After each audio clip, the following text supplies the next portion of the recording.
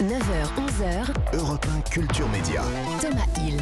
On est toujours ce matin avec Fabien Olicard, le mentaliste, pour sa grande expérience ce soir sur TMC. Fabien qui est fasciné par le téléachat qu'il voit défiler dans les écrans qui sont devant nous. Pourquoi ça vous fascine le téléachat ? C'est une dinguerie psychologique, ça fonctionne toujours et on est tous des acheteurs potentiels. Même moi qui connais les leviers et les ressorts psychologiques qu'ils utilisent. Vous pouvez vous faire avoir ?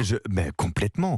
Et ce que je disais là tout à l'heure en off, c'est que ça fait 100 ans, 200 ans, 300 ans qu'on utilise les mêmes leviers psychologiques pour vendre et ça marche encore parce que la psychologie humaine, elle n'a pas tellement bougé en fait. On vous met la petite musique téléachat. Bien joué, Jérémy. D'ailleurs, je vais commander cette toile parce qu'elle a l'air vraiment incroyable. Anti-adhésive. Bien sûr. Regardez, ça coule. Bon, et puis vous savez, dans Culture Média, on a décidé pendant ces 15 jours de nous intéresser aussi à des émissions qu'on a complètement oubliées, des concepts originaux, voire un petit peu barrés, qui n'ont peut-être pas eu le succès qu'ils méritaient. Ça va, Jean-Philippe ? Ça va très bien, Thomas. Jean-Philippe Longo nous fait cette exploration chaque jour. Alors aujourd'hui, on part en quelle année ? On part en plein été 95, le 3 juillet. Jour où TF1 lance en catimini à 17h30 un nouveau jeu intitulé Quelle galère. Est-ce que ça vous dit quelque chose ? Non, mais déjà, j'aime bien le titre. Ça part bien, cette histoire. Ça me parle vite. Ça part bien, ouais. Je suis pas certain, parce que déjà, on le sait, en télé, il faut faire très très attention au titre. Ça peut porter préjudice pour la suite. Ouais. Donc avec Quelle galère, on sent direct que ça part mal. ça va être compliqué. Et du côté du concept, c'est encore plus compliqué. Même l'animateur du jeu que j'ai rencontré, il galère pour nous l'expliquer. Je me souviens absolument pas de la règle du jeu. Pour moi, alors là, c'est le brouillard total. Mais je me souvenais qu'à l'image, c'était pas mal. Est-ce que vous l'avez reconnu ? Oui, moi j'ai reconnu, c'est pas Laurent Petit-Guillaume. C'est Laurent Petit-Guillaume, bien vu. Et en 95, ça fait un an qu'il est arrivé sur TF1 où il présente Scène de ménage, une émission sur le couple supprimée après une saison seulement. Et c'est pour compenser l'arrêt de cette émission qu'il hérite de Quelle galère. Alors c'est quoi le principe de ce jeu ? C'est vrai qu'avec un titre pareil, j'ai pas très bien compris dans quoi on s'embarquait. Galère, embarqué, pas mal de mots. Merci. Alors on va essayer de résumer. Le jeu se joue en 3 manches. En gros, les candidats doivent deviner des charades, que l'on appelle ici des tip-top, pour gagner des secondes. Le but est d'accumuler un maximum de secondes qui vont servir en 3e manche de timing pour deviner un rébut vivant, présenté par Hortensia, personnage tout droit venu du cabaret chez Michou. On dirait un camoulox.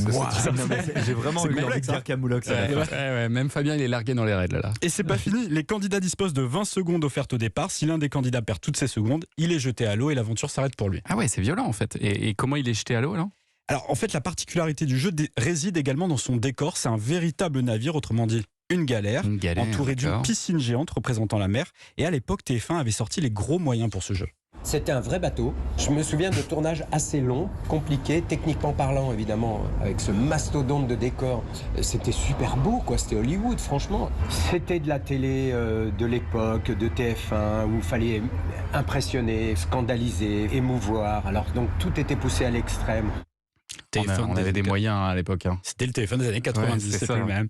Qui proposait donc ce grand Barnum que l'animateur ne pilote pas seul, puisqu'à ses côtés l'humoriste très perché Mary, mais aussi une jeune comédienne et mannequin américaine inconnue du grand public, Alice Evans, sélectionnée grâce à une méthode bien particulière.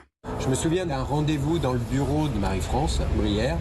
Il nous faut une fille, il nous faut une fille, il nous faut une fille. Et elle ouvre un tiroir et là il y a plein de filles qui ont fait des castings. Et elle est pas mal, elle est bien et tout. Est-ce qu'elle est disponible celle-ci ? Et malheureusement le rôle de la fille, comme de temps en temps dans les jeux, c'était un peu ce qu'on appelait la potiche. Mais bon, avec Alice, on se marrait bien, il y avait une bonne ambiance. Ça aussi, c'est l'époque. Avec les femmes qui étaient dans un tiroir. Dans un tiroir, on avait plein de filles. Bon, on en a pioché. Elle est incroyable cette phrase. Et Alice Evans qui avouait lors d'une interview avoir passé avec brio, un peu comme vous d'ailleurs Thomas, une thèse de littérature comparée sur les lettres françaises et italiennes du 19e siècle. Je suis pas sûr que ça lui serve dans cette émission. Moi j'étais sur le 18e plutôt. C'est ça vous a réussi. Il y avait quelque chose à gagner quand même ou pas ? Oui, alors lors de la phase finale, le candidat gagnant accède à la cave au trésor et fait face à 3 coffres forts. Dans l'un d'entre eux, un très beau cadeau, dans le second, un cadeau pourri. Et dans le 3e, le droit de revenir dans l'émission du lendemain. Ouais, est-ce que ça a marché alors cette émission ? Pas vraiment malheureusement, puisqu'en 95, les gens qui tombent à l'eau, ça fait rire dans Interville, mais pas dans Quelle galère. À l'époque où TF1 atteignait très facilement les 40% de part de marché, Quelle galère ne dépassera pas souvent les 20%. Les dieux de l'audimat ne lui laisseront pas une seconde chance après cet essai estival. C'était un peu délirant, c'est vraiment la puissance de l'argent de TF1, parce qu'ils construisaient ce décor gigantesque sans savoir si on allait le continuer. C'était pas fait pour être dans l'année. Garder ça dans un coin pour refaire l'année d'après. Si ça avait été un énorme carton d'audience, est-ce qu'ils auraient dit on le met de côté, on le fait pendant les fêtes ? Peut-être.